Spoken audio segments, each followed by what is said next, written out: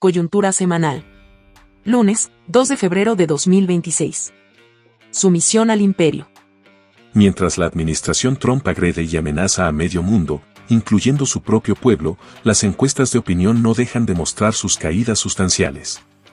Otros, como es el caso del usurpador salvadoreño, no disfrutan su aparente popularidad de las encuestas, porque reconoce que su destino está amarrado al del magnate de Washington, que avanza sin remedio al precipicio. A la agresión injustificada contra la República Bolivariana de Venezuela, con el secuestro de su legítimo presidente, Nicolás Maduro, y de la diputada Cilia Flores, le siguieron las amenazas de ataque sobre Irán. Temporalmente frenado a partir de la constatación de una muy posible respuesta militar severa. El imperio entiende muy bien el lenguaje de la fuerza, y su cobardía aparece ante la menor resistencia.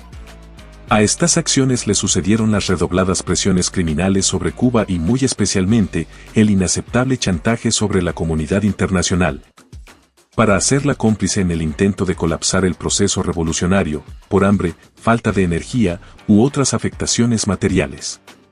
Una decisión que deberá avergonzar a cada país que se transforme, por las razones que sea, en cómplice de esta irracionalidad fuera de toda lógica, de todo sentido de humanidad y de todo derecho. En un mundo donde pretenden hacernos creer que el poder de las armas prevalece por sobre el poder de las normas, la lucha por la paz se vuelve una bandera revolucionaria. Bandera de los pueblos debe ser también, sin duda, denunciar a los cómplices del imperio, gobiernos sumisos, que ni siquiera venden la soberanía nacional, sino que la regalan, pretendiendo convertir a sus pueblos en vasallos. En realidad, esos personajes se asumen como súbditos de las fuerzas reaccionarias, a las que se someten de buena gana. Entre los ejemplos de ese tipo de gobiernos encontramos el de El Salvador, que acaba de ser premiado con un supuesto acuerdo de quita de aranceles. El así llamado Acuerdo de Comercio Recíproco entre El Salvador y Estados Unidos no es más que una entrega descarada del país a una potencia extranjera, con foto oficial y publicación inmediata y orgullosa en las redes sociales del dictador. El Salvador se compromete a obedecer sanciones de Estados Unidos, aunque no tome parte alguna en las decisiones, ni se obtenga beneficio para el país. Acepta hacer el trabajo sucio de otros, aplicando sanciones y controles que no son suyos sino de los Estados Unidos. Renuncia a cobrar impuestos a las grandes plataformas digitales, cuando convenga a quien ordena desde el norte, da luz verde para interferir en subsidios y empresas estatales, y pedir cuentas cuando lo considere necesario. Se obliga a permitir y facilitar inversión estadounidense en minería, energía e infraestructura, amarrando decisiones futuras del Estado. Y si no se cumple con lo establecido, el castigo será inmediato, sin árbitro, tribunal o derecho a la protesta. No se trata en ningún caso de reciprocidad. Es sumisión por contrato. No es desarrollo. Es obediencia sin cuestionamientos. Ese es el premio del imperio a sus vasallos. Para eso, además, siempre estarán las elogiosas palabras del procónsul Marco Rubio, destacando que los que se portan bien con Washington, como su amigo, el usurpador de Capres, serán reconocidos. Esas son las amistades que delatan esencias y afinidades ideológicas. No se necesitan más argumentos que los elogios de quien se ha propuesto poner a la humanidad al borde del colapso y obligar a los pueblos a arrodillarse ante el imperio, para saber que esas relaciones los colocan en la vereda de enfrente de nuestros intereses, de los intereses del pueblo soberano. En el caso de El Salvador, hablamos de un pueblo que tiene memoria y orgullo, a pesar de que una parte de esa sociedad se encuentre sumergida en el letargo de una idiocia de la que no logra salir. Idiocia, en política, derivada del griego idiotez, persona centrada en lo privado y ajeno a lo público. Describe la apatía ciudadana, el desinterés por la cosa pública o la toma de decisiones irracionales que perjudican los intereses propios. Se asocia con la falta de participación, el discurso del odio, una idiocracia, donde los electores votan en contra de su propio bienestar. Pacto de criminales, el ingreso a la Junta de Paz.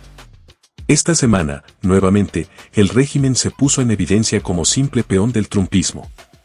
La semana pasada hicimos referencia a la llamada Junta de Paz para Oriente Medio, instrumento neocolonial del trumpismo para controlar la Franja de Gaza, despojar a sus legítimos habitantes palestinos, usurpar el territorio y pretender explotarlo de todas las formas posibles, mientras da un tiro de gracia a la Organización de Naciones Unidas. A la lista de la infamia se incorpora El Salvador, previo pago de la cuota de 1.000 millones, que nadie explica de dónde salieron, en un país con alta pobreza extrema y relativa, donde más del 59% de la población asalariada declara ingresos inferiores a los $408 según datos del Banco Central de Reserva, BCR. El mismo país donde se cierran escuelas y hospitales, se despiden médicos, especialistas y enfermeras, docentes y empleados públicos de distintas áreas, pero no se les asegura indemnizaciones en tiempo y forma. El país con 75% de trabajo informal y precariedad de ingresos, pero que a fuerza de populismo y propaganda se inventan una quincena 25 para el reducido sector del trabajo formal. El mismo país en el que el Estado dilapida los ahorros de los trabajadores, 11.240 millones tomados de fondos de pensiones y contando, pero sigue invirtiendo en un Bitcoin a la baja, mientras apuesta a la desaparición del pueblo palestino en Gaza, a golpe de despojo y genocidio. En ese país llamado El Salvador el nuevo colonialismo se impone. El régimen ha decidido asociar su vergonzoso destino al de Donald Trump y su grupo. Parece no entender siquiera las lecciones que el mismo imperio le presenta cada día. Esta semana, por ejemplo, no tuvieron empacho en entregar a quien en otros tiempos resultaba un alfil del sistema, pero que hoy ha caído en desgracia y sirve de pieza trofeo para la actual dictadura. Nos referimos al exdirigente de Arena, exdiputado y exalcalde de San Salvador, Norman Quijano, extraditado desde Estados Unidos con profusión de cámaras y cobertura en redes sociales y medios de comunicación. Acusado de negociar con pandillas, Quijano ha perdido hace mucho tiempo cualquier valor político. La entrega debería hacer reflexionar al dictador acerca de su propio posible destino eventual. ¿Alguna vez Quijano se sintió tan poderoso como el actual jefe del clan en el gobierno? Seguramente no le agrade a las figuras de la dictadura mirarse en ese espejo.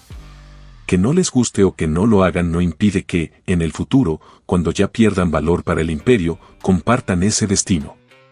Las encuestas y la vida.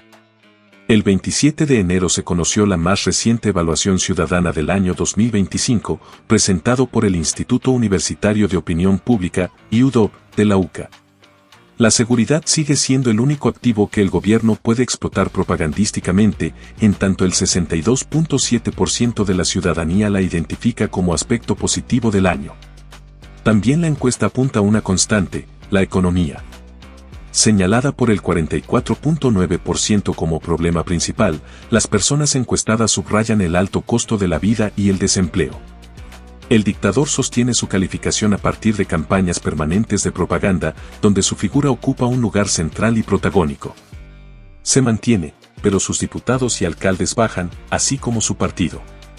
Con el país altamente militarizado en diversas esferas, y con el mandatario como figura omnipresente en referencia al gobierno central, no resulta extraño que sean justamente la figura presidencial, la Fuerza Armada y el gobierno central los actores con mejor evaluación ciudadana. Con ese artificio, su evaluación se mantiene prácticamente igual que hace un año, mientras que los empresarios, las alcaldías y los partidos políticos se ubican en los últimos lugares. Esto también se explica a partir de la permanente propaganda oficial para denigrar y desprestigiar a los partidos políticos, así como culpabilizar a empresarios o, en su caso, a los trabajadores. Cuando algo sale mal en el gobierno. Sucedió en los desastres de la construcción de obras como el viaducto de los Chorros o las inundaciones en zonas de desarrollo urbanístico aprobadas por el gobierno y concedidas a privados. La propaganda no impide a las mayorías reconocer, encuesta tras encuesta, que la economía es un desastre y que la pobreza y el alto costo de la vida, lejos de menguar, crecen. 44.9% identifica esos problemas. La vida supera apariencias y encuestas. Así, la dictadura ya no recibe beneplácitos por todo lo que hace con la excusa que la seguridad lo es todo. Ya no es así, las señales van apareciendo en forma de cuestionamientos. El 60.4% expresa preocupación por la alta dependencia del país respecto de las remesas que llegan del extranjero. 7 de cada 10 personas se manifiestan en contra de construir un nuevo Centro Internacional de Ferias y Convenciones, CIFCO, en la finca El Espino, el pulmón verde de la capital. El 67.3% señala que la aprobación de la Ley General de Minería Metálica ha beneficiado en poco o en nada a la gente. Hasta en temas como el régimen de excepción, los argumentos y apoyos van cambiando. El 53.5% opina que las personas encarceladas en 2025, incluidos líderes religiosos, ambientalistas y profesionales del derecho, deberían ser liberadas si no existen pruebas suficientes en su contra o, en su defecto, recibir medidas alternativas a la detención, como arresto domiciliario o fianza. La idiocia y el fanatismo ya mencionados también se refleja en estos estudios. El 34%, por ejemplo, considera que las personas capturadas en 2025, religiosos, defensores de derechos humanos, activistas, etc., deben permanecer detenidas hasta que sus casos sean resueltos en los tribunales, mientras que, a pesar de las desastrosas condiciones económicas del país y el agravamiento a partir de la escandalosa sumisión a la política exterior de Washington, el 70.3% de la población afirma sentir esperanza en el futuro del país, mientras que el 26.4% dice sentir temor al pensar en el mañana.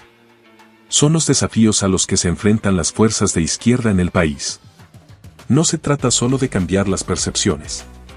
Se trata del trabajo cotidiano para desmontar mentiras, denunciar la entrega del país y expresar, contra todo y contra todos, la irrenunciable vocación a la ternura de los pueblos. Es decir, a la solidaridad con nuestra hermana Cuba, con Venezuela en resistencia, y con los pueblos en lucha contra un imperio asesino de otros pueblos y del suyo propio. Esta época oscura cambiará, más rápido de lo que podría anticiparse, habrá que ver entonces, dónde pretenderán refugiarse los que negociaron sangre y recursos, y se hicieron cómplices conscientes de un imperio asesino y decadente.